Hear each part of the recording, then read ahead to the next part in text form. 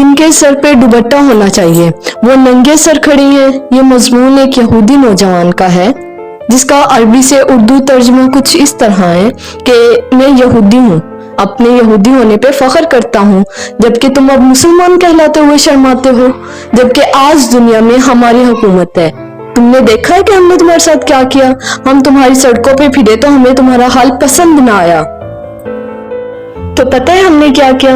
بہت آسانی سے تمہاری لڑکیوں کے سروں سے حجاب اتروا دیا، دوسرے طریقوں سے قرآن بھی بلوا دیا، تم لوگوں کے پاس اپنا لباس بھیجا۔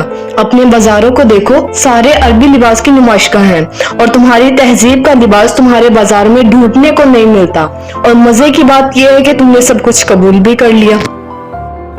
کیا تم کو نہیں معلوم کہ یہی حال قوم لوط کا تھا؟ کتنے بے وقوف ہو تم کہ کہتے رہتے ہو یہودیوں نے ہماری زمین چھین لی، قرآن اور سنت کو ختم کروا دیا۔ تم کہاں مر گئے ہو؟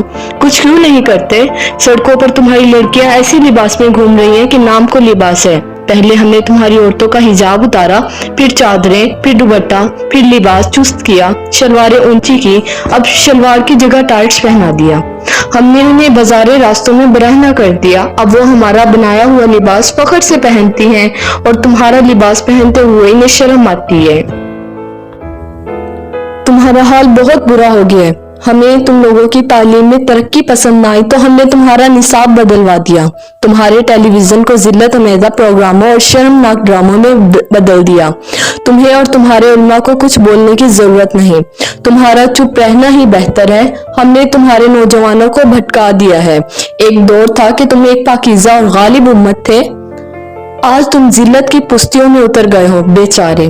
ہم نے محسوس کیا تم لوگوں کی زبان عربی بہت خوبصورت ہے، جس سے تم قرآن پڑھتے ہو، اور اہل جنت کی بھی یہی زبان ہوگی، تو ہم نے تمہاری زبان کو بے فائدہ اور فضول قرار دیا، اور تم لوگوں نے فوراً یقین کر لیا، اور پھر تم دوسری زبانوں پہ فخر کرنے لگے، جیسے ہائے، ہیلو۔